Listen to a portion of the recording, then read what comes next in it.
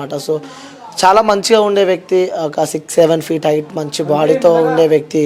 So సడన్గా ఇలా చేసుకోవడం అంటే ఒక క్వశ్చన్ మార్క్ అనే చెప్పుకోవచ్చు. కుటుంబ సభ్యులు తీవ్ర బాధలో ఉన్నారు, కానీ ఇంటర్వ్యూ చేసే టైం కాదు, కానీ వాస్తవాలు తెలవాలని చెప్పి కూడా నేను ఈరోజు యాక్టర్ చందు వాళ్ళ ఇంటికి రావడం జరిగింది. మనతో పాటు చందు వాళ్ళ ఫాదర్ చూడొచ్చు. సో తనతో మాట్లాడదాం, అసలు వాస్తవంగా ఏం జరిగింది సో తెలుసుకునే ప్రయత్నం, క్లారిటీగా తెలుసుకుందాం. సో ప్రతి ఒక్కరికి ఈ ఇంటర్వ్యూ ద్వారా అసలు వాట్ ఈస్ చందు, సో ఎందుకు అలా చేశాడు, ఏంటి కుటుంబ సభ్యులకు సంబంధించి కూడా తెలుసుకుందాం. సో అంకుల్ నమస్తే అంకుల్.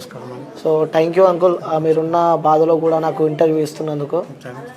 ఓకే, సో చెప్పండి అంకుల్, నిన్న చూస్తే మాత్రం అంటే ఎంతున్నా ఎవరున్నా కన్నా కొడుకుని తీసుకురాలేరు, ఆ ఆవేదన తీరవలేనిది అనమాట.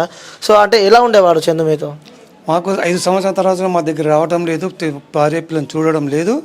కనీసం మాకు కలిసింది అతను 16వ తారీఖు రోజు, 17వ తారీఖు రోజు కలిశాడు. ఇంటికి వచ్చాడు, మా దగ్గరికి వచ్చాడు. ఏదో కొంచెం ప్రాబ్లమ్స్ ఉండే 10 మంది సమక్షంలో కూర్చోబెట్టి మాట్లాడడం జరిగింది.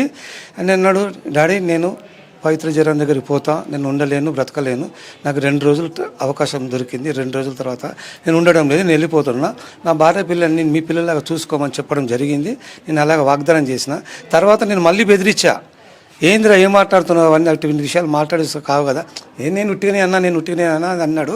మళ్ళీ 10 మంది పెద్దల సమక్షంలో చెప్పిన పెద్దలు కూడా కోప్పాడారు, ఎందుకు అలా చేయొద్దు చంద్రకాంత్, అట్లా చేయొద్దు అట్లా ఎందుకు అనుకుంటా, లేదు నేనేమి అంత పిరికోనా, నేను అంత స్ట్రాంగ్ మనిషి, నేను ఎందుకు చేసుకుంటా అని చెప్పాడు జరిగింది. తర్వాత రోజు మళ్ళీ 17వ తారీఖు పొద్దున వచ్చాడు. వచ్చిన తర్వాత చెల్లితో మాట్లాడాడు, ఏడిపోతున్నాడు అన్న అంటే, ఇట్లా మన కారు డ్యామేజ్ అయింది కదా, దానికి ఇన్సూరెన్స్ కాగితాలు తీసుకురావాలి, పేపర్ తీసుకురావాలి, డబ్బులు తెచ్చుకోవాలి అని చెప్పి పోవడం 9:45 ఉదయం జరిగింది సార్. ఆ జరిగిన తర్వాత 9:45 నుంచి ఇక్కడ నుంచి తన ఫ్లాట్కి వెళ్ళాడు. తన ఫ్లాట్కి వెళ్తే వాచ్మెన్ నాడు పిలిచిన తర్వాత తాళం చెయ్యి బాబు, తాళం చేశాను, నా డోర్ ఓపెన్ చేయండి. ఓపెన్ చేశాడు అతను. సార్ చందు సార్ నమస్కారం చెప్పి డోర్ ఓపెన్ చేసి, సార్ టిఫిన్ తేవాలా, కాఫీ తేవాలా, ఏమైనా తేవాలంటే లేదు అన్నీ చేసి వచ్చాను, అంత అవసరం ఉంటే నేను చెప్తాను చెప్పి జరిగింది. అక్కడికి అతను పోయాడంట, అతను లోపలికి పోయి ఆయన గుళ్ళం పెట్టుకున్నాడు, అక్కడికి చెప్పాడు అతను. తర్వాత మేము సాయంత్రం 3, 4, 5 వరకు ఏ ఇంటిమేషన్ లేదు. ఎంతమంది దోస్తులు అంతమందికి మేము ఫోన్లు చేయడం జరిగింది, ఎవరు రెస్పాన్స్ ఇస్తలేరు, ఎందుకంటే మా దగ్గర లేడు, మేము కూడా ఫోన్లు చేసిన ఎత్తుతలేడు అని చెప్పడం జరిగింది. మళ్ళీ సాయంత్రం 4 తర్వాత మా కోడలు గారు శిల్ప గారు ఏం చేశారు, 2-3 పిల్లల్ని పిలిపించి అక్కడికి ఫ్లాట్కి పంపడం జరిగింది. ఫ్లాట్కి పంపించడం తర్వాత వాచ్మెన్ తీసుకుపోయాడు. వాచ్మెన్ తీసుకుపోతే ఫ్లాట్కి పోదామంటే, బాబు నేను రాను, నేను తీయను, ఎవరైనా పోలీస్ కంప్లైంట్ చేశాను నేను వాచ్మెన్ని, వాళ్ళు వస్తున్నారు, వాళ్ళు వచ్చిన తర్వాత మీరు అడగండి అని చెప్పాడు. ఆ పిల్లలకు తోడి వాళ్ళు రూమ్ ఇరగొట్టనియలేదు, తీయనియలేదు. పోలీసులు వచ్చారు, పోలీసులు వచ్చి 3 పిల్లలతో మాట్లాడడం జరిగింది. మీరు ఏమవుతారని, ఫ్రెండ్స్ మేము యాజ్ పర్ రూల్గా మేము ఫ్రెండ్స్కు అన్ని ఎవరు వస్తే మేము డోర్ తీయలేము చేయలేము, వాళ్ళ పేరెంట్స్ మదరు ఫాదరు అన్న అక్క చెల్లి ఎవరు వచ్చినా మేము తీస్తాము చెప్పడం జరిగింది. నాకు కానిస్టేబుల్ ఫోన్ చేశాడు అక్కడ నుండి, సార్ మీరు ఎక్కడ ఉన్నారు సార్, మీరు చందుగాలి డాడీ అంటే, సార్ మీరు ఇక్కడ రాగలుగుతారంటే దారిలో ఉన్నారు సార్ అని చెప్పి ఒక ఫ్రెండ్ని తీసుకొని పోవడం జరిగింది. అక్కడికి వెళ్ళిన తర్వాత వాళ్ళు పోలీసు వాళ్ళు నన్ను తీసుకెళ్ళి మాట్లాడడం జరిగిన తర్వాత ఫ్లాట్కి తీసుకెళ్లారు. ఫ్లాట్కి తీసుకెళ్ళి ఓపెన్ చేయించాను. ఓపెన్ చేసిన తర్వాత నా వెంబడి వచ్చిన వాళ్ళు పిల్లల్ని దింపిపించారు. వాళ్ళు నేను ఓపెన్ చేయగానే చూశాను, బాల్కనీలో బాడీ హ్యాంగింగ్ అయి ఉంది. హ్యాంగింగ్ దింపమని చెప్పారు. వాళ్ళు ముగ్గురు పిల్లలు వెంబడి వచ్చిన వాళ్ళు దింపడం జరిగింది. దింపి ఒక బెడ్షీట్లో పండబెట్టారు, ప్యాంట్ షర్టు మొత్తం విప్పారు. ఏమైనా దెబ్బలు ఉన్నాయంటే దెబ్బలు ఇక్కడ ఏం లేవు, పుట్టుమచ్చలు చూశారు. అంటే ఇవన్నీ మనం గమనిస్తుంటే మాత్రం, అంటే హ్యాంగ్ చేసుకున్న తర్వాత కూడా మీరు వచ్చిన తర్వాతనే డోర్ ఓపెన్ చేస్తామని చెప్పి పోలీసు వాళ్ళు చెప్పారు. యాజ్ పర్ రూల్ అంటే వాళ్ళకి నేను వచ్చిన తర్వాతనే డోర్ ఓపెన్ చేశారు. ఓపెన్ చేయడం అంటే లోపలికి వెళ్ళాలంటే తనమన్నారు. పిల్లలు ఒక తను అంటే డోర్ ఓపెన్ అయిపోయింది. లోపల అయిపోయినా చూస్తే ఎదురుగా హ్యాంగింగ్ అయింది బాల్కనీలో. అంటే ఒకవేళ వెంటనే డోర్ ఓపెన్ చేస్తే చందు బతికే అవకాశాలు ఏమైనా ఉంటున్నాయా? ఇక్కడ నుంచి 9:45, 10కి వెళ్ళాడు సార్. ఇక్కడ నుండి వెళ్ళిపోయిన తర్వాత మాకు ఫోన్ చేసి ఏం లేదు, వాచ్మెన్ చెప్పాడు లోపలికి వెళ్ళాడు, డోర్ పెట్టుకున్నాడు, దాని తర్వాత నుంచి తీయలేదు. డోర్ తీస్తే బతికి ఉండేవాడు, ఏమైనా తెలిసేవాళ్ళు. ఇది అయిపోయినాక అప్పుడే మాకు 10, 11, 12కే తెలిసేది మాకు. మేము ఈ పిల్లలు పోవడం పట్ల అక్కడ ఉండడం తెలిసింది. మేము ఈ పిల్లల్ని అక్కడ పంపకపోతే మాకేం తెలియదు, మీకు తెలియదు, మాకు తెలియదు. వాచ్మెన్కి వచ్చి ఒక్కరికే తెలుసు, వచ్చిండు లోపల ఈ టైంకి పోయిండు అంతవరకు తెలుసు, కానీ సెకండ్ పర్సన్కి ఎవరు తెలియదు. తర్వాత వీళ్ళు వచ్చిన తర్వాత పోలీసు వాళ్ళకి అతను ఇన్ఫామ్ చేశాడు, సార్ ఉదయం ఒక వెళ్ళాడు ఇంట్లోకి 502 నంబర్లో వెళ్ళాడు, ఇంత డోర్ తీయలేదు, దానివల్ల మీరు కొంచెం వచ్చి ఏదైనా చేయడం చెప్పని జరగడంతో 3 కానిస్టేబుల్ వచ్చారు. నేను పోయేసరికి 3 కానిస్టేబుల్ వచ్చారు. సో ఏమన్నారు కానిస్టేబుల్ మీకు? మీరు ఏమవుతారు మేడం, మీరు నాకు కొడుకు అవుతాడు, నేను తండ్రి అవుతాడు, సరే డోర్ తీయమని చెప్తే అయితే కాలుతో ఒక తడ్డు తడినాడు. డోర్ ఓపెన్ అయింది. డోర్ ఓపెన్ అయితే బాల్కనీ హ్యాంగింగ్ చేసుకున్నట్టుగా ఉన్నది. కాళ్ళకు ఒకటి సన్న తెల్ల బట్ట కట్టి ఉన్నది. అంటే ఇదొకటి క్వశ్చన్ మార్క్ ఉంది ప్రతి దాంట్లో, అంటే ప్రతి ఒక్కరికి కూడా అర్థం కాలేదు. కాళ్ళకి ఆ బట్ట ఏంటిది, ఏదో శారీ అట్లా బట్ట, చీర బట్ట ఫాల్స్, లేడీస్ ఫాల్స్ ఉంటాయి కదా సార్, అటువంటిది కట్టి ఉన్నది కాళ్ళకి. ఇగో ఇట్లా ఉంది కాళ్ళు, ఇట్లా కట్టి దానికి బట్ట కట్టి ఉన్నది.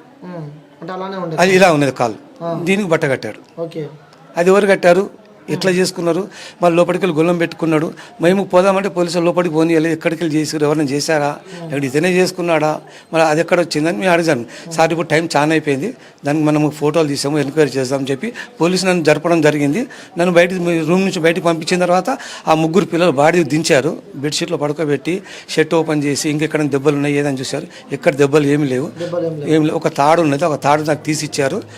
ఉంగరాలు ఉన్నాయి, అవి వెళ్ళలేదు. అక్కడి నుంచి పోస్ట్ మార్టం పంపడం జరిగింది. నెక్స్ట్ పోస్ట్ మార్టం జరిగినాక ఇచ్చారు. అవి డూప్లికేటే, అవి ఏం పనికిరా పడేసడం జరిగింది. అని ఒక తాడు మాత్రం అక్కడే ఇచ్చారు పోలీసు వాళ్ళు. ఓకే, ఆ విధంగా జరిగింది. సో ఇంకోటి క్వశ్చన్ ఏమొస్తుందంటే జనాల వాళ్ళందరికీ, సో తను మొన్ననే యాక్సిడెంట్ అయింది, సో కొంచెం ఇక్కడ నర్వస్కి ప్రాబ్లం ఉండే, మరి అలాంటి వ్యక్తిని మీరు బయటికి అంత ఈజీగా ఎలా పంపించారని చెప్పి కూడా మాకు 16వ తారీఖు రోజు వచ్చింది సార్. యాక్సిడెంట్ అయిన తర్వాత అక్కడ 3వ రోజు అయిన తర్వాత ఇక్కడికి వచ్చాడు. వచ్చిన తర్వాత ఇక్కడ మీటింగ్ జరగడం పెట్టుకున్నాం. వీని గురించే మేము 10 మంది సమక్షంలో మాట్లాడదాం, ఎందుకు ఏం చేస్తున్నాం, అయిపోయింది, మధ్యలో వచ్చింది, మధ్యలో పోయింది, ఎందుకు పోతున్నాం మళ్ళీ అదని చెప్పి చెప్పడం జరిగింది. అయితే ఆయన ఇటువంటి పని చేశాడు. నేను చేసుకుని అలా అని చెప్పాడు, పోవద్దని చెప్పాం. వినేవాడు కాదు. 2 నిమిషాలు ఇక్కడ ఉంటే 2 నిమిషాలు ఇంకెక్కడో చేరుతాడు. మా మాట చాలా రోజులు వినక మా మాతో మాట్లాడడం జరగడం లేదు, మా మాట వినడం జరగడం లేదు, భార్య దగ్గరికి కూడా రావడం లేదు, పిల్లల దగ్గర కూడా రావడం లేదు. కానీ వాళ్ళకు 30,000 ఎవ్రీ మంత్ వాళ్ళ ఖర్చుల మందము, రెంట్కి, ఫుడ్కి, స్కూల్ ఫీజు, ఆటో ఫీజు చేరుస్తుండు ఫోన్పేలో. ఓకే, అంటే ప్రతి నెల ఇంటికి వస్తాడు కానీ ప్రతి నెల 30,000 వేస్తున్నాడు ఫోన్పేలో చేస్తున్నాడు వాళ్ళ ఖర్చులు ఒకరికి. ఓకే, అంటే ఆల్రెడీ శిల్పతో తను 3 సంవత్సరాలు వెంటపడ్డాక కూడా 12 సంవత్సరాల నుంచి వెనుకబడ్డాడు, చేసుకున్నాడు. మేము వద్దన్నాము, నాకు ఇష్టం ఉంది డాడీ మేము చేసుకుంటాం అంటే, ఒక 2-3 సంవత్సరంలో మేము వద్దన్నాము. మీరు వద్దంటే సరే నేను బయటికి వెళ్ళిపోతా అంటే, సరే నువ్వు కాదుకున్న తర్వాత ఇక్కడ మొన్న ఒక సొసైటీ అయింది ఇట్లా సేమ్. ఒక అబ్బాయిని ప్రేమించిన తర్వాత నేను కూడా ఏమైనా చేసుకుంటాను మాకు భయంతో, సరే నీ ఇష్టం అని చెప్పి మంచిగా అందరి సమక్షంలో పెళ్లి జరిపించాం 100 మంది మధ్యలో. అంటే అమ్మాయి కూడా వేరే కులం అంట కదా? అవును సార్, మా అమ్మాయిది. ఓకే, మీదేది వాళ్ళ? ఓకే, అంటే ఇంట్లో ఒప్పించి మరి మేము ఇంట్లో ఒప్పించి మరి చేసినాం. చేసిన తర్వాత ఆమెతో ఉండాలి కదా, 2 పిల్లల వరకు మంచిగా ఉన్నాడు. 390 సీరియల్ స్టార్ట్ అయింది, నువ్వు పోవడం జరిగింది సార్. జరిగిన తర్వాత ఆమె దాన్ని కొంచెం ఫ్రెండ్షిప్ పెరుగుతూ ఉంటే ఇక్కడ వరకు దారి తీసేది, ఆత్మహత్యలు 2 చేసుకోవడం. అంటే ఆ అమ్మాయితో ప్రేమలో ఉన్నట్టు. అంటే ఇంకోటి ఏంటంటే సీరియల్ మొత్తంలో సీరియల్ ఆర్టిస్టులకు సంబంధించి కూడా సినీ పరంగా చూస్తే వాళ్ళిద్దరికి అఫీషియల్గా మ్యారేజ్ అయిందని చెప్పి కూడా ప్రతి ఒక్కరికి తెలుసు. సో ప్రతి ఒక్కరికి ఏదో ఫొటోస్ పంపించారని చెప్పినాం. అలాంటివి మీకేమైనా వచ్చాయా? మీకు మాకు మేము అడిగిన ఏంటిది రా ఇట్లా వచ్చిందంటే ఏంటంటే, నేను చేసుకున్నాను. లేదు డాడీ నేను చేసుకోలేదు. ఆమె డైరెక్ట్ చెప్పడం జరిగింది, పవిత్ర మేము పెళ్లి చేసుకున్న అంకుల్ గారు మేము మాకు చెప్పడం జరిగింది. ఫోన్ చేస్తే ఏంటిది అమ్మ ఇట్లా అంటే, ఇట్లా ఫోటోలు పెడుతున్నారంటే, అంకుల్ గారు మేము గుడిలో ప్యాన్ చేసుకుని ఎంతమంది ఉన్నారండి, ఎవరు లేరు, మీరు 2 చేసుకుంటే ఎట్లా జరుగుతుంది, మీ ఏజ్ ఎక్కడ, అతని ఏజ్ ఎక్కడ? లేదండి మేము చేసుకున్నాము గుడిలో. గుడిలో చేస్తే ఎవరు నమ్ముతారు? మనం ఎవరి దానికి రెస్పాన్సిబిలిటీ, ష్యూరిటీ ఏమున్నది అని మేము అడగడం జరిగింది. మేము మా కొడుకును మందలించారు చాలాసేపు. అది డాడీ నా ఇష్టం, మీరేమైనా పెడతారా, మీరేమైనా చూస్తారా, మాకేమైనా ఇస్తారా అని చెప్పి ఉల్టా మా మీద ఎగబడడం జరిగింది మా కొడుకు. అంటే పవిత్ర మిమ్మల్ని కలవడం జరిగింది ఎప్పుడైనా మీతో మాట్లాడాలి? మీ ఫేస్ కూడా వచ్చి సేమ్ ఈ ఫోటోలో మొబైల్లో చూడడమే జరిగింది, కానీ డైరెక్ట్ ఇట్లా ఎదురు బదురు చూసుకోవడం లేదు, మాట్లాడుకోవడం జరగలేదు. ఓకే, ఎన్ని సంవత్సరాలు అవుతుంది తను పవిత్ర? 390 సీరియల్ స్టార్ట్ అయినప్పటి నుండి. మరి అప్పుడు వీళ్ళ వైఫ్ శిల్ప గారు ఏమన్నా చెప్పి ఆమె కూడా చెప్పింది, కొట్టేవాడు, తాగికొచ్చి తిట్టేవాడు, కొట్టేవాడు, చాలా హింసలు పెట్టేవాడు. ఆఖరికి ఆమె వచ్చింది, ఉండు ఎక్కడైనా ఉండు, ఇక్కడ రాక ఇక ఉంటే ఎక్కడైనా ఉండు, ఇక్కడ ఎందుకు ఉంటే అక్కడ నిమ్మలంగా మంచిగా ఉండు, ఇక్కడ రాకు ఇక నువ్వు రావడము పోవడము, 2 గంటల రాత్రి 3 గంటల రాత్రి రావడం ఏంటి, కొట్టడం ఏంటి, తాగడం ఏంటి, తినడం ఏంటి అనేసి. అంటే వాళ్ళు కూడా మీతో పాటు ఉండేవాళ్ళ? ఎవరు వాళ్ళు ఇక్కడ బ్యాక్ సైడ్ రెంట్కి ఉండేవారు వాళ్ళు. Back side rent. మేము బ్యాక్ సైడ్ రెంట్కుంటాం వాళ్ళ ఇంట్లో. సో మీతో వచ్చి చెప్పడం జరిగిందా శిల్ప ఎప్పుడన్నా ఇట్లా ఎప్పుడు ఇబ్బంది పెడుతుంటాడు టార్చర్? ఈమె మాకు దగ్గరకు వచ్చి మీరు అడగరా, మీరు చేయరా అనేసి మాకు ఈమె చెప్పడం మాకు జరిగింది. అంటే మేము చేస్తాము అమ్మ, మేము చెప్పి మేము ముసలోళ్ళం అయినాము, మమ్మల్ని దున్య మాటలు తిట్టడం జరిగింది. ఆమె ఉంది, ఆమె కూడా ఏం చేసేది ఆఖరి కన్నా మొన్న కూడా 6 ఉండు అక్కడనే ఉండు, మళ్ళీ ఇక్కడ ఎందుకు వస్తున్నావు, ఎక్కడ ఒక చోటు ఉంటే మాకు కూడా మంచిగానే ఉంటుంది, నీకు మంచిది వాళ్ళకు మంచిది అందరికీ మంచిది అని మేము చెప్పడం జరిగింది. అంటే ఒక కొడుకు ఎదిగితే ఆ తండ్రికి చాలా సంతోషం ఉంటుంది. సో ఒక చెట్టంత ఎదిగిన కొడుకు, ఒక సిరీ ఇండస్ట్రీలో సో మంచి పేరున్న వ్యక్తి, సో విలనిజం ఎవరైనా కావాలంటే సీరియల్ పరంగా అతన్నే మోస్ట్గా చూస్ చేస్తాం జరుగుతుంది. సో అలాంటి వ్యక్తికి మీరు ఒక తండ్రిలా ఉన్నారు. సో అలాంటి విలనిజమే ఉంటుందా బయట కూడా? బయట కూడా చేస్తాడు భార్య మీదే చేస్తాడు ఎక్కువ మట్టుకి. చాలా తాగేసి వచ్చి కొట్టడము, తిట్టడము, మాట్లాడడం. ఓకే, మాకు దయచేసి మీరు మీ ఛానల్ వాళ్ళు కానీ ఎవరికైనా చెప్పుకోవడం జరుగుతుంది 2 రోజుల నుంచి. ఆ పిల్లలకి ఏదైనా సాయం చేయమని కోరుతున్నాము. చాలా పేదరికం ఉన్నారు, తినడానికి డబ్బులు లేవు, ఇంటి రెంట్ కట్టుకోవాలా, మెయింటైన్ చేయాలంటే ఎక్కడ చేస్తుంది ఒక ఆడది? అంటే పిల్లల దగ్గర డబ్బులు లేవు, సాయం కోరుతున్నా అని చెప్పారు. మరి మనము చందును చూస్తే కనుక తన కార్లు కానీ, తన వే ఆఫ్ డ్రెస్సింగ్ మొత్తం గోల్డ్ వేసుకోవడం కానీ, సో ఇవన్నీ చూస్తుంటే కూడా ఎలాంటి సంపదను ఎలా నమ్ముతారు అనుకుంటున్నారు జనాలు? జనాలు మాకు ఇస్తున్నారని చెప్తున్నారు. మదర్ ప్రామిస్, గాడ్ ప్రామిస్ చెప్తాను. మాకు ఒక 10 రూపాయలు భార్య కానీ పిల్లలకు కానీ అయ్యా అమ్మక ఇది తిను ఇది చేసుకో అని చెప్పి మంచిగున్నారని చెప్పడం కూడా జరగలేదు ఇంతవరకు. 5 సంవత్సరాలు ఆమె పరిచయం అయినప్పటి నుండి ఏదంటే ఖర్చు మాత్రం వాళ్ళకు కుటుంబానికి అయితే ఇస్తున్నాడు, ఇంటి రెంటు, ఫుడ్కి. అంటే ఎట్లా అనిపిస్తుంది అంకుల్ మీకు? అంటే చెట్టంతా పెరిగిన కొడుకు మిమ్మల్ని మాకు చాలా బాధ ఉంది. మీకు చూసుకుంటా కనీసం మమ్మల్ని 5 సంవత్సరాల నుంచి రారు. మీకు కూడా అమౌంట్ మాకు 10 పైసలు ఇవ్వరు. మరి ఎట్లా మా బాధ మేము బతుకు మీద రోజు 100-200 చేసుకుంటాము, తింటాము, బ్రతుకుతాము. అది చిన్న ఇల్లు, మాది సొంతం ఇల్లు, అది ఇల్లు బాధకు లేదు. 100-200 చేసుకున్నాం, బతకగలుగుతాం ఇద్దరం భార్య భర్తలం. అంటే ఒక కొడుకు పెంచితే ఆ కన్న తల్లిదండ్రులకి ఉపయోగపడతాడు అని చెప్పి అనుకుంటారు. ఏం లేదు అతను మాకు చేయడం లేదు, మాకేమి ఇవ్వడం లేదు. ఓకే, మాకు ఏదైనా ఒకటి సాయం చేయండి. సో ఆర్థిక సాయం పిల్లలకు మాకొద్దు, తన పిల్లలకే. అంటే ఎలాంటి సాయం కోరుకుంటున్నారు? వాళ్ళకి ఏదైనా ఆర్థిక పరంగా ఏదైనా సాయం చేసినా పర్వాలేదు పిల్లలకి. సరే, మన వ్యూవర్స్కి కానీ జనాలకు మనకి చూస్తూ ఉంటుంది ఈ ఇంటర్వ్యూ. సో వాళ్ళకి జనాలకు మీరు చెప్పాలంటే ఏం చెప్తారు? మేము వాళ్ళ పరిస్థితి చూసిన మేము ఉన్నంత వరకు మేము చూసుకుంటామని చెప్తున్నాము. మాకు కూతురులాగా మా పిల్లలాగా నేను చూసుకుంటాను. అంటే ఇలా ఇప్పుడు కూడా మీరు అంటే ఏజ్ వచ్చేసింది మీది కూడా, మా ఏజ్ ఎంతవరకు ఉందో మాకు ఒంట్లో ప్రాణం ఉన్నంత చేస్తాం. అయిపోయిన తర్వాత అందుకే మాకు ఆర్థిక పరంగా ఏదైనా పిల్లలకు సాయం చేయమని కోరుతున్నాం. అంటే ఆ శిల్ప గారికి కూడా చందు ఏమి ఇవ్వడం జరగలేదు? ఏం లేదండి, ఏం లేదు సార్. అది మాకు చెప్పడమే లేదు. అక్కలు ఇది ఉన్నది డాడీ, ఇది ఉన్నది మా మీద ఉన్న శిల్ప అని చెప్పడం లేదు. ఏమనిపిస్తుంటుంది మీ కొడుకుని చూస్తుంటే? మాకైతే మస్తు బాధ అనిపిస్తుంది. ఇష్టం వచ్చినట్టు తిడతాడు, చేస్తాడు మమ్మల్ని కూడా. అంటే మేము మీకు సాయం చేస్తున్నాము, మీ మీద దిక్కే మాట్లాడుతున్నారు అనేసి.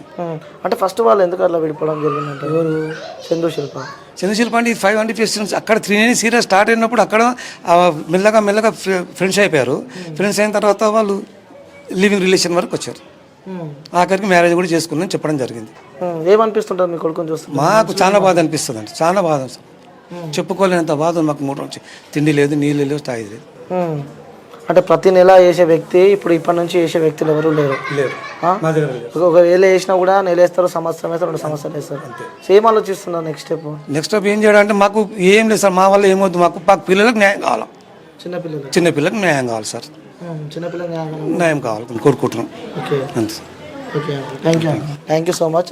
సో వ్యూయర్స్ చూడొచ్చు, ఎందుకంటే ఒక కొడుకుని కోల్పోయిన ఆవేదనలో కన్న తల్లిదండ్రులు ఉన్నారనమాట. సో మాకు ఏమొద్దు, ఉన్న రోజులు మేము బతుకుతాము, కానీ ఆ పిల్లలు ఏదైతే చందుకి 2 పిల్లలు ఉన్నారో, చిన్న పిల్లలు, వాళ్ళకి ఆర్థిక సహాయం చేయండి అని చెప్పి కూడా తండ్రి అయితే కోరుకుంటున్నారు. సో చూసే ప్రతి ఒక్కరు ఎంతో అంత మీకు తోచినంత సాయం చేస్తారని చెప్పి కూడా మనస్ఫూర్తిగా కోరుకుంటున్నా.